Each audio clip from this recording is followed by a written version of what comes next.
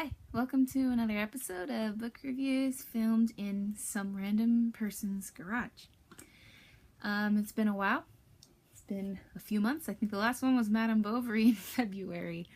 Thanks for waiting, if you were indeed waiting. A lot of stuff's happened between then. One of those things was that I went to Spain on a school trip with my school. It was 3 weeks.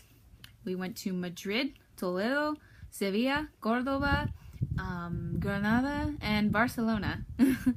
They were all really wonderful. And I don't know, you might be amused by this. At the Prado Museum in Madrid, I got this phone case. It's a Goya painting of two cats fighting. It was really great. So anyways, I bring up Spain, firstly because it was cool. Secondly, because this was the book that kept me company during the long plane rides and sleepless nights. Because trust me, when you travel to the other side of the world, you're gonna have some seriously hard times getting to sleep the first few nights. So this is The Book Thief by Markus Zusak. There's a picture of him on the back. He's a happy-looking fella. So this book, it was published, let's see, can you tell how well I prepared for this review, you guys? Can you tell? It was published in 2005. So it is 12 years old, and I only just now read it. All of the other people on the trip with me, the other students, they were very excited that I had picked up this book at the airport store. I was excited too because, I mean, just look at that font. The Book Thief. And I'd heard a lot about it, that it was about Nazi Germany, 1939. And I also picked up this cool bookmark in Casa Beethoven in Barcelona on La Rambla. Anyways, that seems to be a trademark of my reviews, is stupid diversions. Victor Hugo would be proud, right? So, this book is set in 1939, Nazi Germany starting to form. And I was really interested because, you know, we've all read, like, you know, Narnia, or seen movies that are basically about, like, the Allied powers, like England, America, France, those places during World War II. But there is a lot of literature and movies too, I think, about what's going on in Germany at that time. And most people, not most people, some unreasonable people just like to label Germany, all of Germany was evil during World War II, right? But that's not true, because there's a lot going on. Usually in these wars, it's governments, and the people who are actually fighting in the armies, a lot of them are just people. Granted, there's a lot of evil people in said armies, as you can see in this book. But there's also a lot of good people who are just normal, and even good people who were fighting for the wrong side, as you can also see in this book. One of my favorite movies that illustrates, like, neutrality, or not neutrality, but innocent parties caught in a ugly situation is Pan's Labyrinth, but we're not going to talk about Pan's Labyrinth right now. We're going to talk about The Book Thief. Sorry, my sister, she came in. So this book, like I said, published in 2005, is set in 1939, and apparently it's based on the experiences of the author's parents or grandparents, I think, which is really interesting. He lives in Australia, and later in the book it talks about how, spoilers, actually I shouldn't give spoilers, but towards the end of the book it mentions something about some of the characters moving to Australia. And so anyways, one of my favorite things about this book is the format. It is narrated in the first person, but not by the character you would expect. It is actually narrated by the old Grim Reaper himself, though he doesn't really like that public image. It's too goth or something. But it's narrated by Death, and it isn't just a straight narrative. It's got very non-linear parts to it, and it tells a bunch of different stories. Well, not a bunch of different stories, but it tells a few different stories too. It's very interesting. And the it has, like, little asides, as you can see, like in, where is it? In bold print, it has asides, which are really interesting to read. They're really fun. And the way the book is set up, it's really cool. It almost feels kind of interactive. Well, not interactive, but you know what I mean. It's very dynamic. It moves a lot. Another thing I liked about the book was the characters. They're very varied, very interesting. Something that I liked was this book, you know, the book thief, the main girl, Liesel.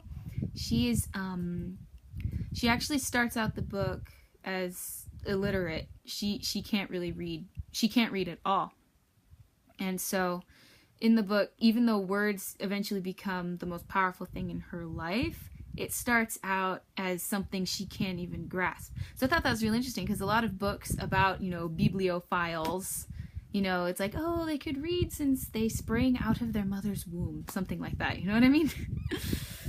So this was a very interesting book, because it didn't just show that she loved books, it showed that she really worked really hard for books, and she had a hard time learning, but she did.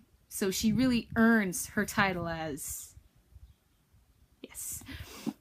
The character development. There are a lot of characters, your impression of them changes. It's like they don't so much change, but you learn more about them. And it gives the characters a lot of depth. Because in real life, you know, people don't really change dramatically, but you learn more about them and it changes how you look at them, which is really interesting. This book was just, even though it's got one fantasy element that is, you know, death, it also has, it is also very realistic. And it doesn't flinch in showing the bad things that happen in wars too. And what happens to the people who are caught in this conflict, who have nothing to do with it, who didn't ask for it, and who really just don't have a stake in this fight and just want to, you know, live and be left alone, right? It really shows how unfair it is when, you know, governments just drag their citizens into it. It is a very good book. It's one of the best books of the 21st century, I would say. It's, a lot of people classify it as young adult fiction. I kind of hate that term, because it makes it sound like only, like, 14-year-olds would find it interesting. When really, my 14-year-old sister, she's looking at me. It makes it seem like only, you know, teeny boppers would read it, or that it's a romance novel or something like that, you know, something, you know, stupid like that, you know, like when we talk about The Fault in Our Stars or Paper Towns or something. No offense to the guy who wrote those are just the first titles that came to my mind when I was thinking about young adult fiction. Twilight, there, that's better. So this is not young adult fiction, this is just everyone fiction. I mean, obviously very young children would be upset by this. 10-year-olds, I know I would have been upset by it when I was 10, but I still would have really liked it. I would have been like, you know, but it's really good. I don't know. It's deep, man. I don't know. I was confused when I was 10. I liked mature stories, but I was also like, oh, why is it gotta end like that? You know? So this is a book for everyone. There's a lot of harsh German language in it. Usually, somewhat for comedic effect, but some of it is directed at children by abusive adults. And there also is, I should warn you that there's a lot of instances of, like, you know, casual beatings.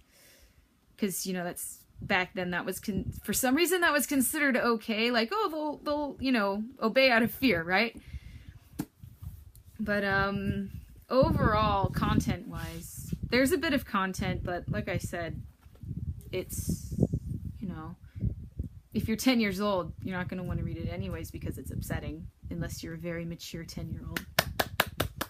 But, okay, so, very good book, strongly recommended, especially if you're going to be on a 12-hour flight. Seriously, I got, like, this far the first day I read it, yeah.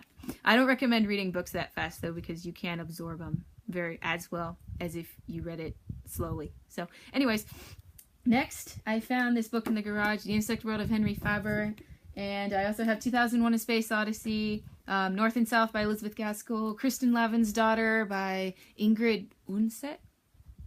I'm not sure. But I have a lot of books. One of those will probably be next. Realistically, it'll probably the review will come out in like another 7 months, but that's okay. Alright, see you guys later. Bye.